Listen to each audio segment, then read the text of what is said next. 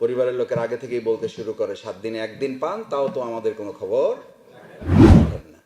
এর জবাব দেওয়ার জন্য পরিবারকে কি বলবেন? কোনো জবাব আছে? আছে। কোরআনে এর জবাব আল্লাহ তাআলা দিয়েছেন, ওয়ায়ান ক্বালিবু ইলা আহলিহি মাসরুরা।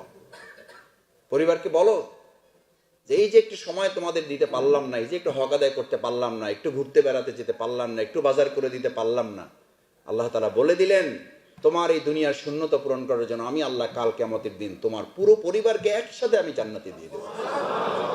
ওয়ায়ান ক্বালিবু, ক্বালিবু শব্দের অর্থ হচ্ছে তাকে জাহান্নামী ছিল ফিরিয়ে নিয়ে আসা হবে।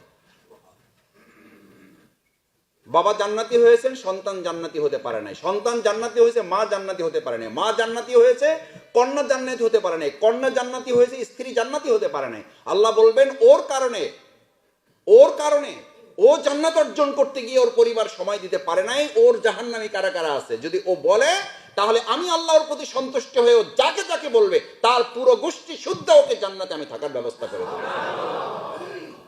আমি আমার পরিবারের দরজার গেটে, ডাইনিং এ, বেডরুমে এই আয়াতটা ওই যে ক্যালিগ্রাফি করে লাগানো আছে। কিছু বলে যে সি রাইট হ্যান্ড সাইড, এটার দিকে তাকাও। জান্নাতে থাকবা না একদিন একসাথে থাকবা? বলছে জান্নাতে থাকবো। তাহলে আমি গেলাম সাউন্ড